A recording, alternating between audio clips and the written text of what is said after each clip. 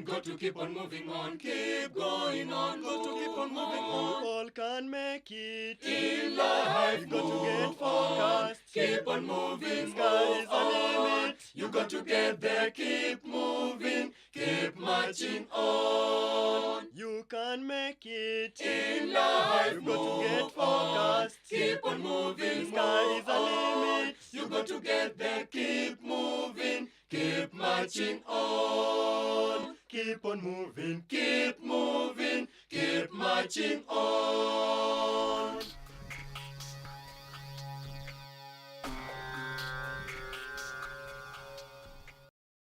Good evening and thank you very much for joining us yet again here on Able Differently, where we continue to take charge. Now, since the United Nations formulated human rights for minority groups, persons with disabilities have been able to be treated equally. Many are realizing their dreams. Today we focus on those, in spite of their challenges, are thriving. I am Judy Okite. And me Mangi Mbugua. Karibuni. Keep moving, keep marching on. Kassim Vundi is an artist and an ace in his profession. Although he is physically challenged, he has gone through a lot to beat all odds. You will surely be challenged by this story. Let's take a look. He was born with deformed forearms, and this shocked his mother. Vile nilimzaa, mimi nilizituka sana kuona mtoto hana vidole na nilimzalia kwa nyumba. Hana vidole, nikashindwa kwani ni mtoto wa aina gani. Lakini nikaona tu juu kwanza alikuwa na nguvu kilo 3.5.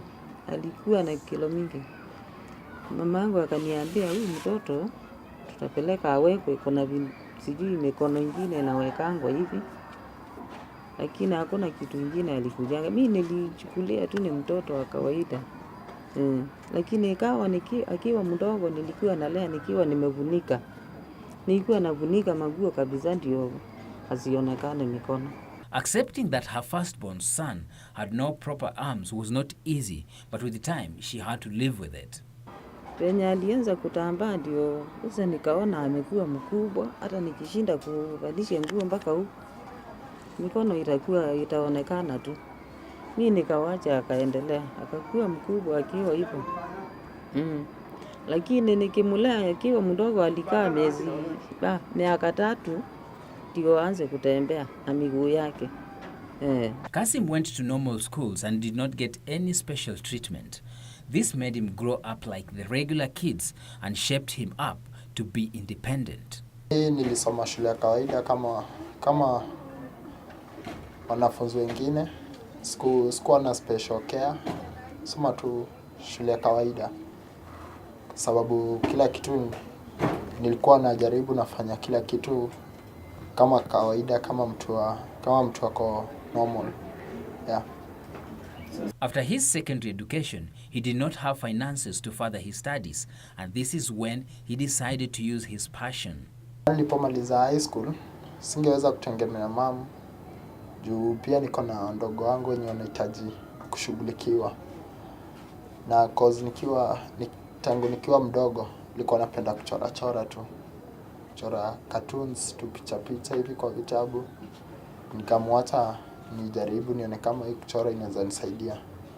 Sasa ndio nilishikana tu na marafiki wenye at least wanajua ile mtu hufanya, wakanionyesha tu janja kidogo.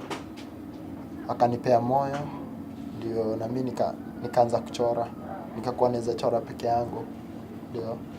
Financial challenge is his major setback because what he gets out of his artwork is hardly enough given the harsh economic times. Kwa saa hii, hiyo ndio kitu nategemea tu juu. Sina ujanja ingine. Alafu unapata seti na haiwezi simamia mahitaji yangu tu hivyo yote. Pata ile kidogo napata, nalipa nyumba. Labda hata haijatosha, unaona? Unabaki madeni pia kila mahali uko na tu madeni. Kenya huwezi ishi bila madeni. This is a type of work that uses the arms and lack of them may be a challenge. But for him, this is not a setback. he does his work with no difficulty. Kwa sasa naweza chora kitu yote peke yangu. Sitegemei mtu. Labda tuseme labda kama ni kutegemea mtu, labda yeye anitie kibarua niambie kuja nipe squad unisaidie hapa hivi kuchora hii kitu. Hiyo sawa. Lakini kitu kingine yote nikipata kazi ya kuchora na chora peke yangu bila usaidizi ya mtu. Ndio. Though not well paying, he is thankful that he does not have to depend on his mother for everything. He hopes that one day he will be able to get a stable source of income. Kwa saa hii sina workshop. Naona. Na juu ya workshop inabidi kama ni kuchora na chora kwa nyumba. Na huwezi chora tu vitu ukijaza tu kwa nyumba, juu kwa nyumba pia ni kadogo vile umeona ina space. Unaona? Sasa inabidi lazima nikichora nikuwe nimefanywa ikuwe kitu iko na order. Siwezi chora tu kitu nijaze tu hapo kwa nyumba. Yeah. At least ningekuwa na workshop, ningekuwa nachora tu nikiweka. Ndio. He advised those with disabilities not to just sit and wait for handouts, but rather make an effort of providing for themselves. Tunaweza taka kwambia watu walemavu, kitu ya muhimu ni kwamba jikaze uwezavyo. Usitegemee sana kuomba. Kwenda kukaa kwa barabara kama mimi sijaijaribu na ni utamani ni ufurahi sana sijai kuwa na hiyo akili ya kwenda kukaa kwa barabara nimeshika kitu naomba. Nafurahi vile najitafutia. Unaweza taka wengine wenye ni walemavu tuko wengi pia wajikaze, mtu ile kitu unaona kidogo unaweza kutenda, unajikaza bidii yako. Hapa pengine Mwenyezi Mungu atakutendea. In the quote of the day, we take a look at the saying that goes, There is no greater disability in the society than the inability of seeing a person as more, by Robert Hansen. What do you think? yes, I think that is very true. Unfortunately, many times we see persons with disability and we conclude what they are able to do and what they are not able to do. Absolutely, and it happens even with the normal people. We tend to see people from the point of what we qualify them to be and not what in real sense God created them to be. And that in itself makes so many people not be able to live up to their full potential, because I want to live up to what people really qualify as the best, and maybe that's not who I am. True. Now we're taking a short break. Back in a moment. Keep it here. Keep it able differently. Keep moving, keep marching on. Keep moving, keep marching on. Welcome back. If you've just joined us, then you're watching Able Differently, where we continue to take charge. Now, Whitney is a student at the United States International University pursuing psychology and Chinese language. She's determined to make a difference in the world and to leave a mark in the sands of time, in spite of her being visually impaired. Take a look. Just like any other child, Whitney was born normal, but as she turned 3 years, her parents realized that something was wrong with her eyes. It was one morning in 2005 when I was just waking up as usual to go for school, and my mom realized that my eyes were red.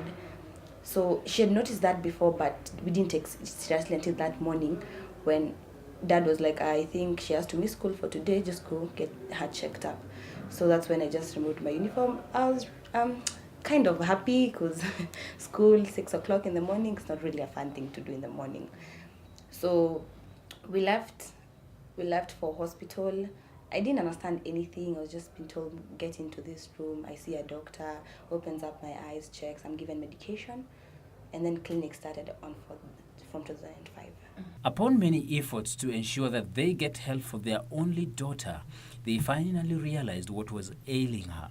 My first clinic was at Lyons in Loresho, where the doctor said I had an allergy and that my left eye had been affected by a growth, and they will try to remove it.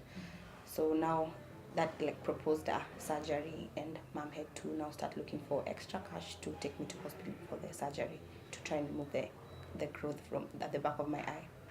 Whitney underwent several surgeries to rectify the eye, but all did not go well. First surgery was in class 8. That's when I did my first surgery after the mini clinics from class 3. So the first one was to try and remove the growth, which after the surgery, the doctor was like, yeah, I removed. Now they had to observe it, how it will react to the surgery. After which I got a cataract. So I was in a boarding school then, so I was on and off leaving school After surgery, I took like a month at home to relax and at least, get better in time. So once I went back to school, then I got the cataract. So the same week, my mom came back for me because the teachers called saying my eye has something. They couldn't tell what it was until we went to the hospital. They're like, oh, it's a cataract, so we need to do another surgery to remove it because it was in the eye. So that's when I did the second surgery for the cataract to be removed. Since she was unable to see well with her left eye and the right one seeing blur images, Whitney was given devices which would help her see. They first gave me a magnifier, which was 3 times magnifier. So after using that, then I saw it was not helping me anymore. So they gave me a 5 times magnifier. Then just in the class 8 duration, it got weaker. Then they gave me an 8 times. That is what I'm using until now. And I also have a monocular device. I just put it on one of my best eye, which is my right eye. Then I focus it to the blackboard to read probably what the teacher is writing down on the board. She further explains why she can't use spectacles. People would ask if you can have a magnifier that's just like a spec, just that it's something you hold, why wouldn't the doctors try and make it like a spectacle? The problem is that magnifier, when I'm using it on a piece of paper, I have to put it in a place where now my eye sees. I myself, I'm not sure where. I just like focus it somewhere, then I see it's clear, it's blur. Now until it's clear, I start reading. So if you to put it in a glass, where would you put the point where my eye is seeing? I myself don't know. It's very hard to note where the cornea that's remaining, the remaining part of the cornea, where exactly it is, for the doctor to put now the exact part. A glass is like, a spectacle is where like the whole eye can just view from. But now this one just needs to be just a dot of the spectacle, where is the problem. For Whitney, school life wasn't easy considering the fact that she was in a regular school all her life. I went to a regular school and I'm still in one right now. After seeing it like a joke from class 3, it got real when I was in class 6. Now when I understood that, hey, we are waking up early in the morning to go to Kikuyu to line up, because by 5 we had to be there, so probably woke up around 4:30 a.m. to be there. That's when I knew now this is not the joke I used to see anymore. This is a real problem. It's a real life situation. Am I gonna be like this? I used to cry now and then, but now with the support of my mom, I knew that I'll get better. She used to tell me, you'll get better, you just have to pray, you'll be okay. Since we're seeing a doctor, just pray for us, So school was never easy now from then. When I joined boarding, now people used to realize I'm struggling, probably in the darkness I'm falling into ditches or being knocked by anything that's probably on my way. Yeah, it was never easy. They asked, what do you ever see a doctor? Do you do this? Now it became harder to explain it to teachers. Moral support from the family and friends is something this lady will always be grateful for. I say I'm blessed because I'm in the very best loving family, because they did not put me back like you can go to school, just stay at home. They always tell me to come out, do what everybody else is doing out there. If you have to struggle to survive, I think that's the only choice we can always give you, which is very good, because people of my kind will be put back in the houses, locked down there, no school, you can't even mingle, no friends. But then my life is so normal. I only actually remember I'm probably disabled if I'm getting a hard situation, like I'm told to sign somewhere, then I remember, oh, I can't write this. How am I supposed to tell this person? My mom has always told me, pray, just pray, never give up.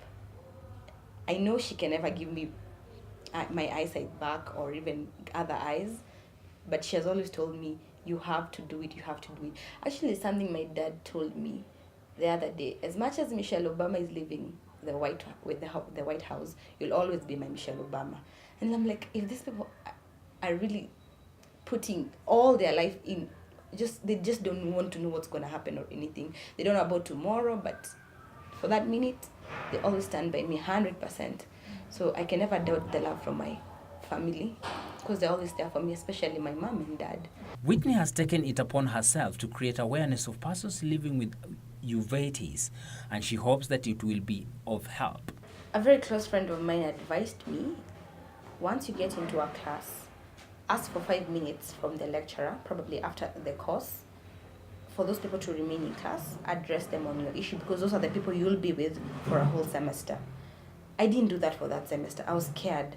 How do I even stand? How do I tell them? How will they react? That is my biggest worry, because with the high esteem I have, it could easily be broken down by what probably that one person in that class might react like, you're faking it, I didn't want to do that. But on that day, this semester, my second English class, we were asked to mention topics that you would talk about if you're given an essay to write on. So people said different things, and I decided to say disability. That was interesting, like how, what do you mean? Until now I was given 5 minutes. That's when I decided to use that plan I'd been told by a friend. She draws high motivation from her friends who believe in her and tell her that she can make it. I'm a very social person, so it's very easy for me to make friends. So the social thing in me, my family, my friends, I have very good friends. Unfortunately, I don't have anybody who has a similar case, like a friend or anything. I've never met anyone with a similar case.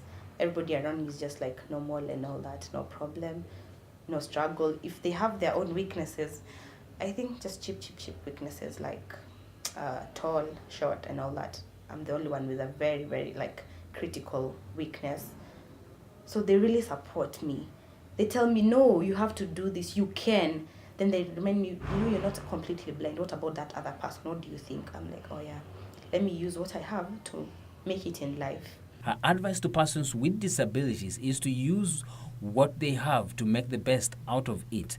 Hence, disability is not inability. So many people are staying back.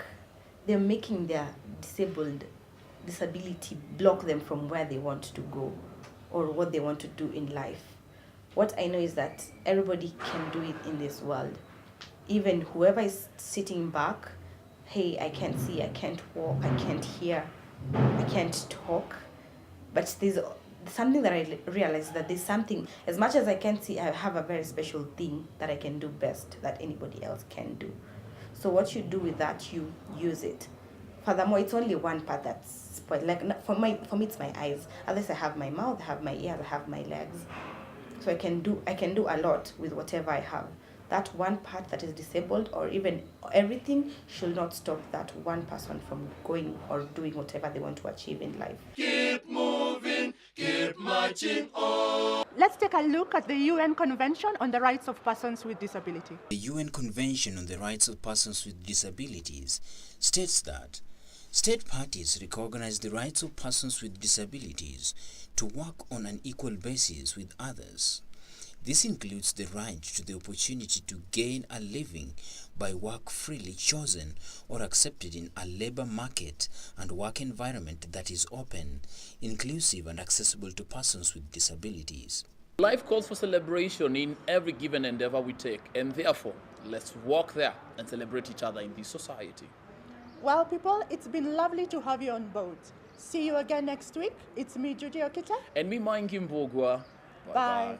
Unamwangaza at the end of the road, though the walk is tougher, sijafa moyo, natamani sana future, and so I'm on the go.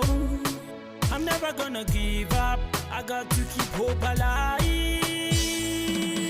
Eyes on the prize, last magnificent.